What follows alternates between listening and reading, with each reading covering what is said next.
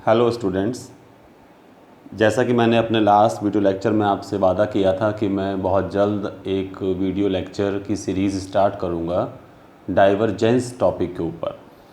Gradient हम लोगों ने अपने पुराने लेक्चर्स में बहुत ध्यान से पढ़ा भी है, समझा भी है।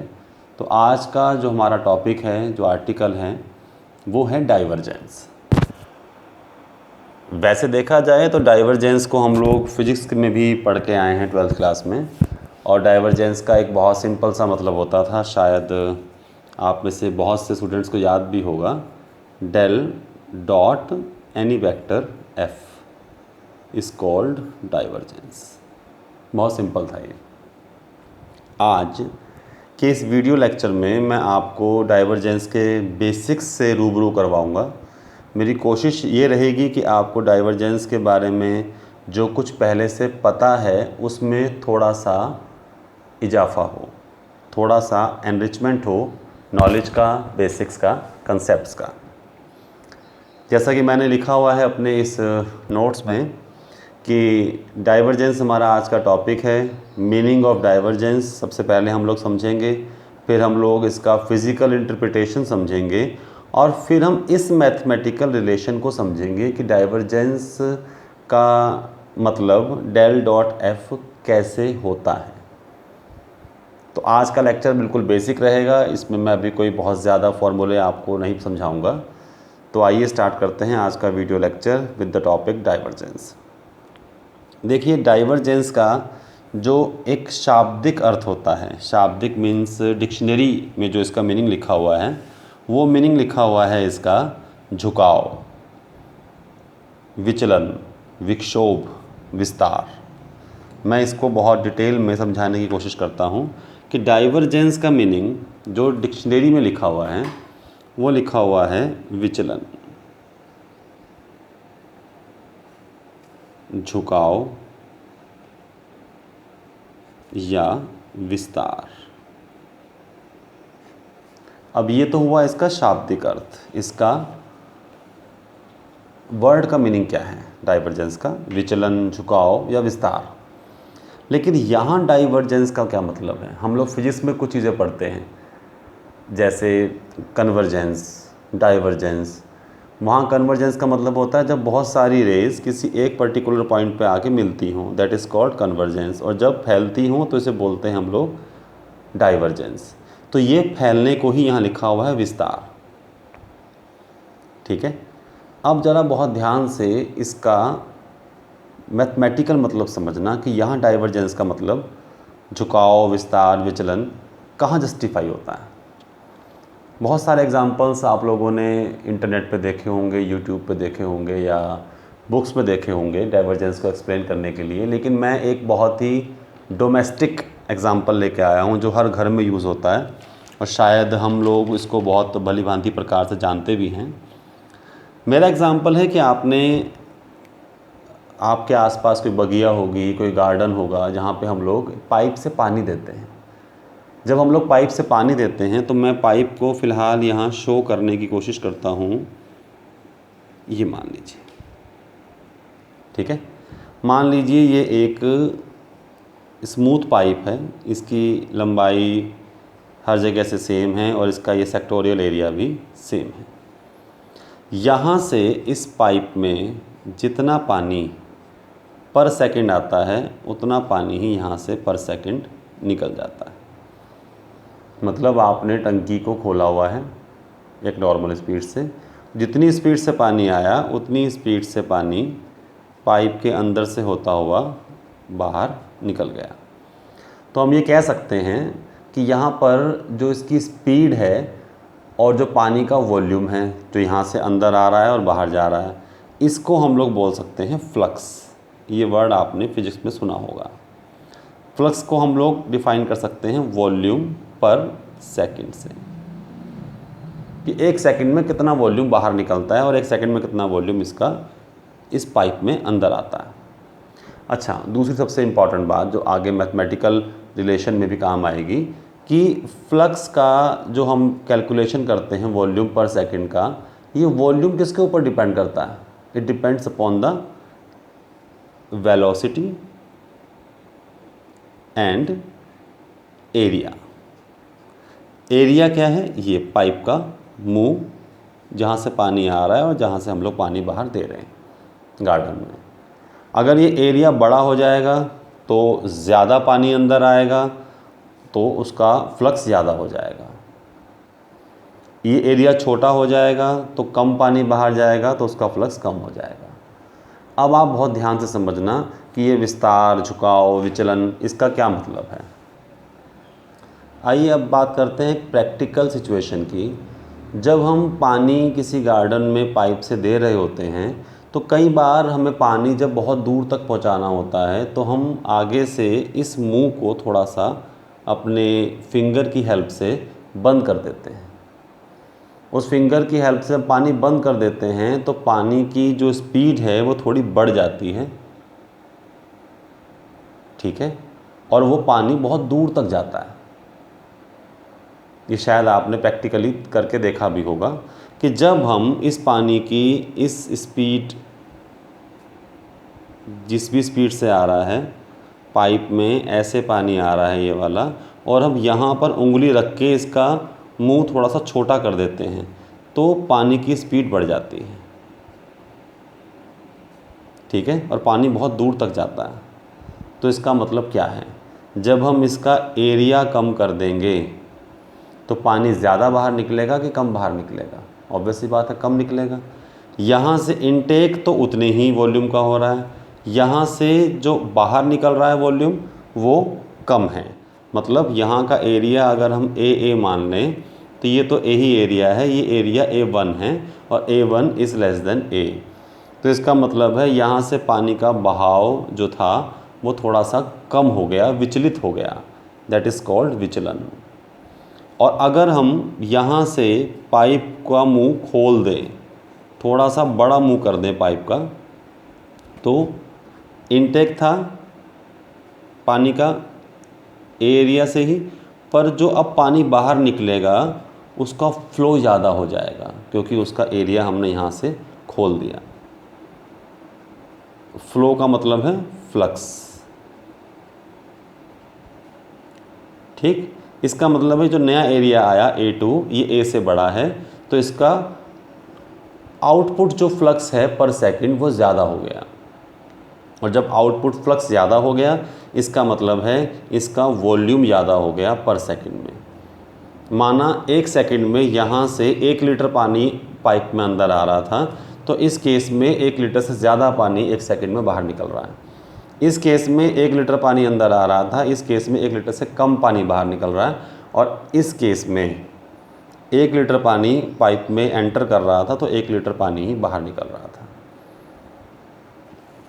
अब जब हम देखते हैं कि कोई भी इसके अंदर चेंज नहीं हो रहा, जितना पानी का इनटेक है उतना ही पानी का आउटवर्ड भी पानी बाहर निकल रहा है, तो इसका डाइवर्जेंस ज़ीरो होगा। किसका? फ्लक्स का। फ्लक्स को आप फिलहाल वेक्टर F मान सकते हो। इस केस में क्योंकि पानी का बहाव कम हो गया, इस केस में डाइवर्जेंस नेगेटिव होगा। और इसमें क्योंकि पानी का बहाव बढ़ गया, वॉल्यूम बढ़ गया, फ्लक्स बढ़ गया, तो डाइवर्जेंस ऑफ F 0 से बड़ा होगा। आपने देखा होगा न्यूमेरिकल्स में कई बार हम किसी वेक्टर का जब डाइवर्जेंस निकालते हैं तो आंसर क्या आता है? कभी 3 आता है, कभी -½ आता है, कभी 0 आता है। तो 0 का मतलब है उस केस में कोई भी पानी के अंदर विक्षोभ नहीं होगा, कोई भी उसमें कमी बढ़ती नहीं होगी। इसमें और इसमें नेगेटिव और पॉजिटिव वैल्यू का सिग्निफिकेंस मैंने आपको समझाने की कोशिश की है। ये तो बात हो गई मीनिंग ऑफ डाइवर्जेंस की और फिज़िकल इंटरप्रिटेशन ऑफ डाइवर्जेंस की। प्रैक्टिकल लाइफ में ये कहाँ यूज़ हम लोग कर सकते हैं या कहाँ यूज़ होता है। एक्चुअली जब आप MSc में एंटर करते हैं बच्चे आफ्टर BSc, तो एक फ्लूइड मैकेनिक्स, फ्लूइड डायनामिक्स एक वहाँ पर बुक है, पूरी एक सब्जेक्ट है मैथमेटिक्स का, तो वहाँ पर इन सब का यूज़ हमें देखने को मिलता है। क्योंकि जहाँ पर अभी फ़िलहाल ज़्यादा डिटेल में हम जाएंगे नहीं, वहाँ पे सोर्स का और सिंक का भी एक कंसेप्ट आता है। तो ये कहीं ना कहीं सोर्स है, ये सिंक है, तो आपस में सब कनेक्ट बाद में होता है हायर स्टडीज़ में। फ़िलहाल बीएससी के बीए के सिलेबस में हम इसको इस प्रकार से समझ सकते हैं।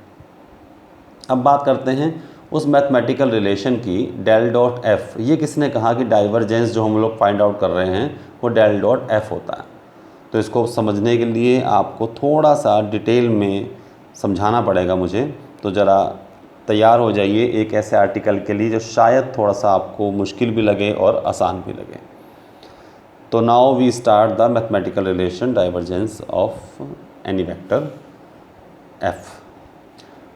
हम लोग सबसे पहले मैं आपको एक बात बताता हूँ जो बहुत इम्पॉर्टेंट है कि डाइवर्जेंस किसी भी पॉइंट का निकलता है, किसी भी एरिया का नहीं निकलता। यहाँ तो मैंने आपको एरिया का कंसेप्ट समझाया, ठीक है। लेकिन कोई आपसे ये पूछे कि डाइवर्जेंस आपने एरिया का कैसे निकाल लिया, तो आप उसे ये समझाओगे कि हम लोग डाइवर्जेंस सिर्फ एक पॉइंट का निकालते हैं कि इस पॉइंट से कोई फ़्लो कितना आया इस पॉइंट में और इस पॉइंट से कोई फ़्लो कितना बाहर की तरफ चला गया। क्योंकि ये पॉइंट इतना छोटा है कि इसको समझाना बड़ा मुश्किल है, इसलिए हमने थोड़ा सा एरिया का कंसेप्ट बनाया। तो ये बहुत इम्पॉर्टेंट पॉइंट था कि हम डाइवर्जेंस किसी पॉइंट का निकाल सकते हैं, किसी एरिया का, किसी वॉल्यूम का नहीं निकाल सकते। तो आइए अब बात करते हैं मैथमेटिकल रिलेशन की। इसके लिए मैं फिर आपको समझाने की कोशिश करता हूँ। मान लिया हमारे पास वेलोसिटी ऑफ द फ्लूइड है कैपिटल F, और ये आई जे के का फंक्शन है। तो मैंने इसको माना F I plus G J plus H K, जहाँ पर f क्या है एक्स वाई जेड का फंक्शन, g क्या है एक्स वाई जेड का फंक्शन, h क्या है एक्स वाई जेड का फंक्शन। ठीक, f क्या है, जो वेलोसिटी ऑफ द फ्लूइड है उसका x डायरेक्शन का कंपोनेंट, ये y डायरेक्शन का कंपोनेंट और ये z डायरेक्शन का कंपोनेंट। अब आप बहुत ध्यान से मेरी बात समझने की कोशिश करना। माना ये एक पॉइंट है जिसका डाइवर्जेंस हमने निकालना है। मान लिया इसके कोऑर्डिनेट्स x y z हैं। तो हमने सबसे पहला कंसीडरेशन ये करना है, हमने इसके ऊपर ही x y z एक्सिस मान लेनी है। मैं x यहाँ लेता हूँ, y यहाँ लेता हूँ, z यहाँ लेता हूँ। इसके कोऑर्डिनेट्स हमने मान लिए x, y, z। इसका नाम भी हम लोग मान लेते हैं O। ठीक, अब जैसा हमने यहाँ एरिया माना वैसे हमें यहाँ भी थोड़ा सा एरिया मानना पड़ेगा। अब वो जो छोटा सा एरिया है वो छोटा एरिया हम लोग मानेंगे डेल्टा वाई, डेल्टा जेड और डेल्टा एक्स के इंक्रीमेंट से। मान लिया हम यहाँ पर स्टार्ट करते हैं इस टाइप से। मैं कोशिश करता हूँ कि आपको समझ में आए कि हम लोग क्या करने वाले हैं।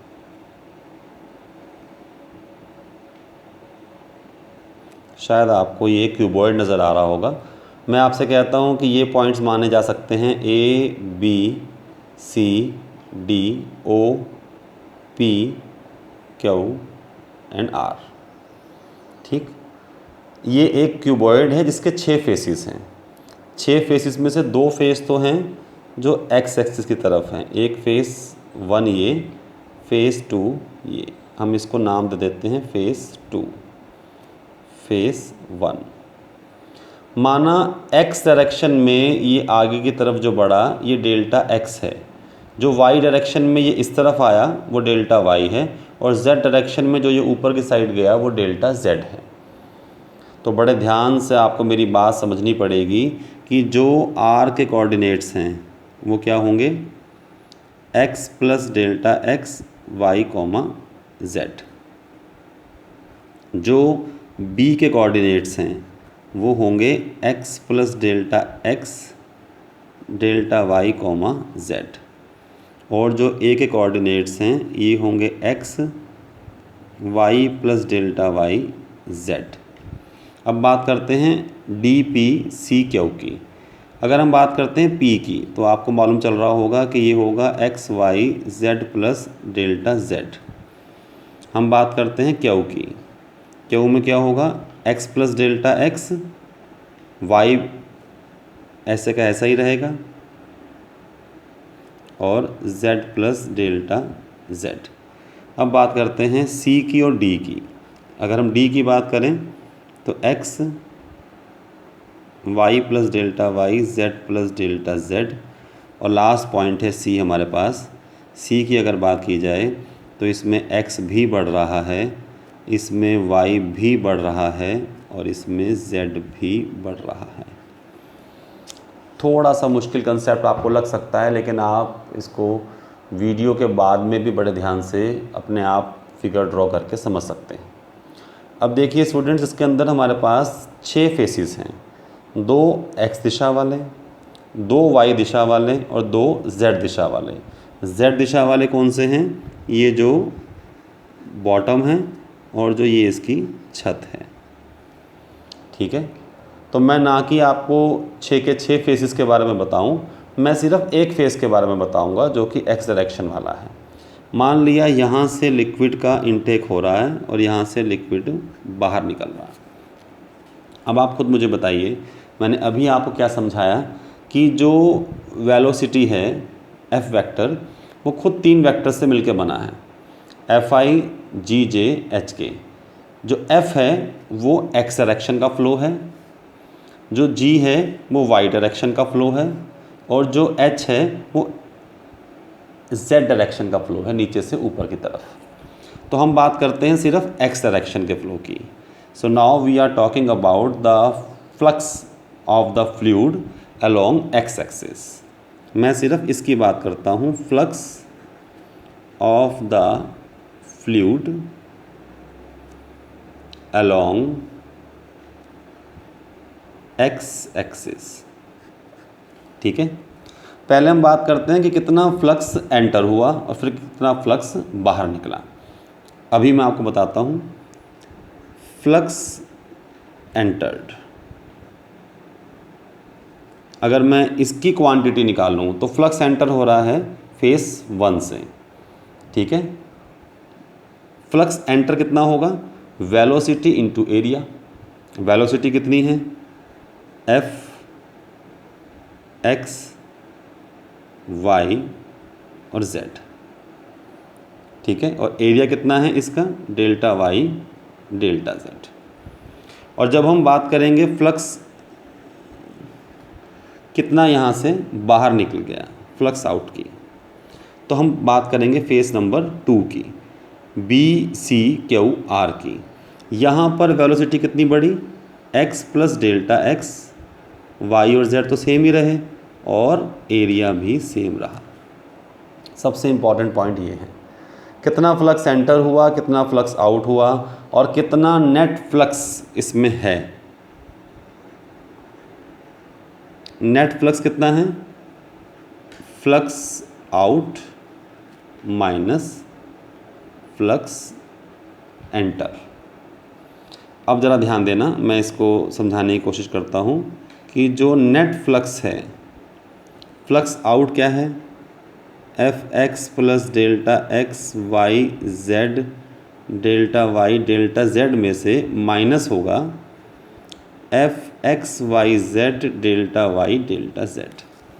Now we can take delta Y delta Z as common, so the net flux can be written as F x plus delta x and y z minus f x y z delta y delta z। अगर यहाँ तक आपको समझ में आ रहा है तो इसके बाद सिर्फ 2-3 लाइनों का कंसेप्ट और बाकी रह गया। ये तो हुआ नेट फ्लक्स। और अब कोई आपसे पूछे कि नेट फ्लक्स पर वॉल्यूम ये क्वांटिटी कितनी है? नेट फ्लक्स पर वॉल्यूम, वॉल्यूम कितना है इस पूरे का, इस पूरे क्यूबॉइड का? डेल्टा एक्स गुणा डेल्टा वाई गुणा डेल्टा जेड, क्योंकि इंक्रीमेंट डेल्टा एक्स है, डेल्टा वाई है और डेल्टा जेड है। इसका मतलब है जब आप पर वॉल्यूम की बात करोगे तो आप इसको डिवाइड करोगे delta X delta Y delta Z से। ये दोनों कैंसिल हो जाएंगे। ये क्या बचा? F X plus delta X Y Z minus F X Y Z over delta X. अब फिर मेरी बात बड़े ध्यान से सुनना, ये नेट फ्लक्स पर वॉल्यूम का मैग्नीट्यूड है। अगर आप इसका कंपोनेंट निकालें अलोंग एक्स एक्सिस, तो कंपोनेंट, ये मैंने आपको लास्ट लेक्चर में बताया भी था, कंपोनेंट ऑफ नेट फ्लक्स पर वॉल्यूम अलोंग एक्स एक्सिस, तो क्या होगा, इसकी मल्टीप्लाई आपको आई कैप के साथ करनी पड़ेगी। तो इसका मतलब है F X plus delta X Y Z minus F X Y Z divide by delta X और आई कैप। ठीक है। अब स्टूडेंट शायद आपको समझ में आ रहा होगा कि ये फॉर्मूला कहीं ना कहीं देखा हुआ सा लगता है। सोचिए, विचार कीजिए, कहाँ देखा है इसे। बिल्कुल सही, ये पार्शियल डेरिवेटिव ऑफ एफ है, करली एफ बाय करली एक्स आई कैप।